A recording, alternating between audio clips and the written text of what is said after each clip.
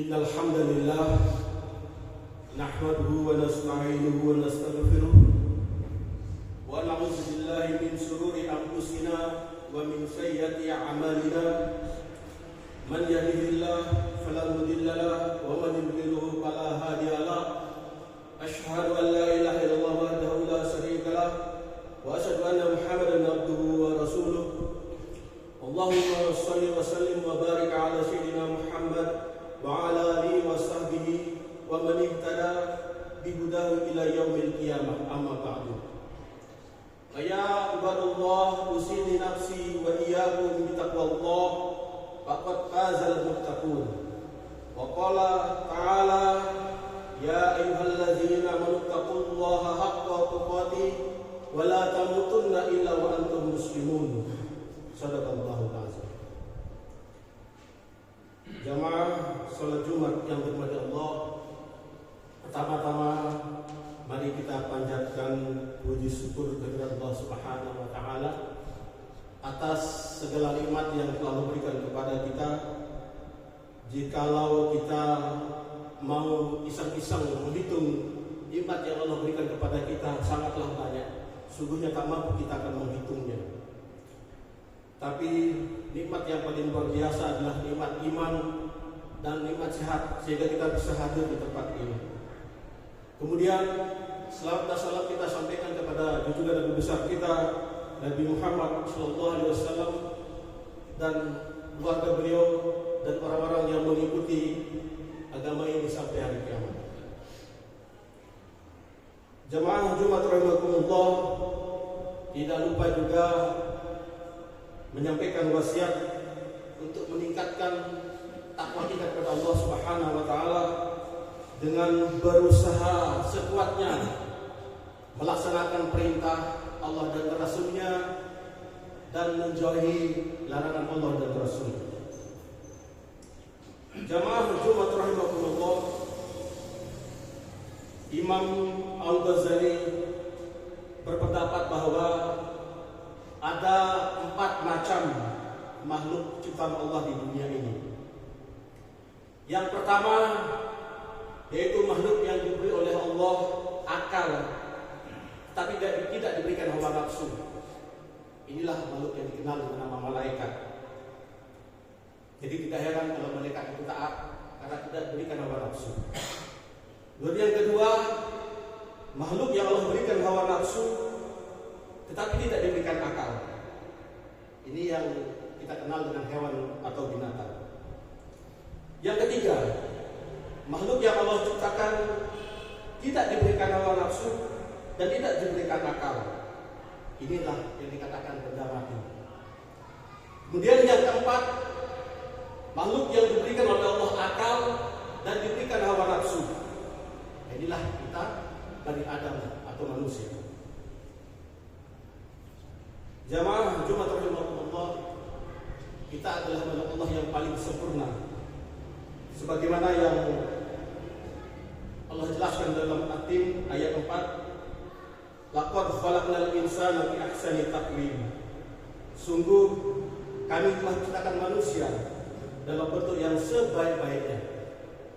Kalau kita saja membandingkan diri kita dengan makhluk-makhluk lain yang berkaki 4 maupun hewan-hewan yang berkaki 2 lainnya, kita adalah makhluk yang sempurna. Posisi kepala yang pas di atas, kemudian perut di tengah, batin kita di bawah, kemudian alat hawa nafsu di bawah, semua itu ada maksudnya. Kemudian jamaah rahimakumullah, Allah juga memberikan kita penglihatan, pendengaran, kemudian hati nurani yang nanti akan kita pergunakan sebagai bagaimana menimbang-nimbang untuk berbuat sesuatu dalam kehidupan ini. Allah berfirman, "Wallahu akhrajakum min butuni ummahatikum la ta'lamuna syai'an wa ja'ala lakumus sam'a wal absara wal af'idata la'allakum tashkurun." Dan Allah mengeluarkan kalian dari perut ibumu tidak mengetahui sesuatu apapun. Kemudian Allah memberikan pendengaran, penglihatan dan hati nurani supaya la'allakum tashkurun, supaya kalian bersyukur. Jamaah rahimakumullah, dalam bentuk yang lebih sempurna daripada makhluk lainnya. Tentu diantaranya adalah kita diberikan akal, hawa nafsu, kemudian Allah berikan juga kita hati nurani, penglihatan dan pendengaran. Tujuannya adalah agar kita, sebagaimana penjelasan ayat tadi, supaya kita pandai bersyukur. Yang pertama adalah akal. Akal letaknya itu di kepala, di paling atas, merupakan tanda bahwa pusat mengendali atau kontrol untuk bisa kita membedakan mana perbuatan yang baik dan mana perbuatan yang buruk. Cara-cara bagaimana kita melakukan sesuatu dengan mudah dalam menyelesaikan pekerjaan kita, semua ada pada akal. Kemudian hawa nafsu. Hawa nafsu adalah dorongan atau keinginan kuat dalam diri seseorang untuk melakukan tindakan baik positif maupun yang negatif, dan seringkali dikaitkan dengan keinginan-keinginan duniawi seperti ingin menjadi kaya, ingin berkuasa, dan ingin menikmati kenikmatan fisik. Hawa nafsu yang tidak dikendalikan cenderung mengarah kepada keburukan. Allah berfirman dalam Al-Quran, Inna nafsa la'amaratu bisu'i ila marhima rabbi inna rabbi ghafurur rahim. Artinya, sesungguhnya nafsu itu cenderung mendorong kepada kejahatan, kecuali nafsu yang diberi rahmat oleh Tuhanku. Sesungguhnya Tuhanku Maha Pengampun lagi Maha Penyayang. Kemudian hati nurani, penglihatan dan pendengaran. Salah satu faktor penting dalam diri kita sebagai manusia adalah adanya hati nurani atau perasaan. Bagaimana kita menimbang apakah perbuatan yang akan kita kerjakan baik atau buruk. Kemudian apakah perbuatan itu dosa atau pahala. Semua itu ada dalam hati nurani kita. Jadi termasuk di dalamnya adalah iman. Maka hati nurani ini amat penting kita isi dengan bagaimana kita melihat tanda-tanda kekuasaan Allah, ayat-ayat Allah, kita baca Al-Quran, kemudian mendengar ilmu-ilmu, sehingga kita punya hati nurani ini hidup. Jamaah rahimakumullah, jika setiap kita akan bertindak untuk berbuat sesuatu, kita pikirkan dulu dengan akal, kemudian dipertimbangkan dengan hati nurani, dengan pertimbangan bermacam agama baik maupun buruk, maka di dalam kita menyelesaikan atau melaksanakan suatu keputusan atau tindakan tidak akan kita temukan penyesalan karena adanya pertimbangan-pertimbangan tersebut. Jamaah rahimakumullah, kemudian amat penting kita menjaga hati nurani ini. Maka Allah berfirman, wa nafsi wa ma suwaha fa'alhamaha fujuraha wa taqwaha. Demi jiwa serta penyempurnaan ciptaannya, maka dia memberikan pemahaman kepada jalan kejahatan dan memberikan pemahaman kepada jalan ketakwaan. Dan Allah berfirman, qad ablaha man zakaha wa qad khaba man dassaha. Sungguh beruntunglah orang yang mensucikan jiwanya dan sungguh rugi orang yang mengotori jiwanya. Makna di sini mensucikan jiwanya adalah selalu berbuat kebaikan-kebaikan. Kemudian makna daripada mengotori jiwanya adalah mengerjakan perbuatan-perbuatan dosa. Jamaah rahimakumullah,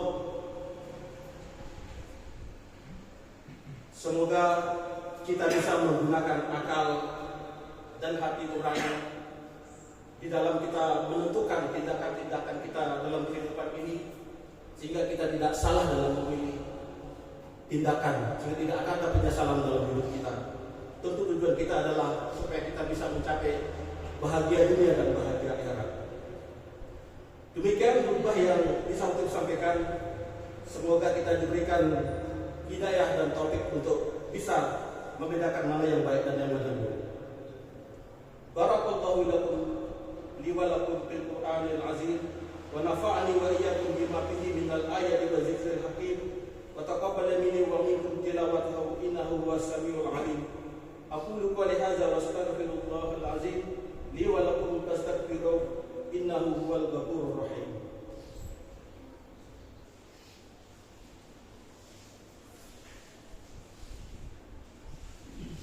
الحمد لله الذي بنعمته تتم الصالحات وبفضله تتنزل الخيرات والبركات وبتوفيقه تتحقق المقاصد والغايات. أشهد أن لا إله إلا الله وحده لا شريك له وأشهد أن محمدا عبده ورسوله لا نبي بعده. اللهم صل وسلم وبارك على سيدنا محمد وعلى آله وصحبه المجاهدين الطاهرين. أما بعد، أيها الحاضرون، أوصيني نفسي بتقوى الله وطاعته لعلكم تفلحون. يا أيها الذين آمنوا اتقوا الله حق تقاته ولا تموتن إلا وأنتم مسلمون. وتزودوا فإن خير زاد التقوى. إن الله وملائكته يصلون على النبي. يا أيها الذين آمنوا صلوا عليه وسلموا تسليما. اللهم صل على سيدنا محمد وعلى آل سيدنا محمد كما صليت على سيدنا إبراهيم وعلى آل سيدنا إبراهيم وبارك على سيدنا محمد وعلى آل سيدنا محمد كما باركت على سيدنا إبراهيم وعلى آل سيدنا إبراهيم إنك حميد مجيد. اللهم اغفر للمسلمين والمسلمات والمؤمنين والمؤمنات الأحياء منهم والأموات إنك سميع قريب مجيب الدعوات. اللهم اغفر لنا ذنوبنا وكفر عنا سيئاتنا وتوفنا مع الأبرار. اللهم ربنا آتنا في الدنيا حسنة وفي الآخرة حسنة وقنا عذاب النار. عباد الله، إن الله يأمر بالعدل والإحسان وإيتاء ذي القربى وينهى عن الفحشاء والمنكر والبغي يعظكم لعلكم تذكرون. وأقيموا الصلاة.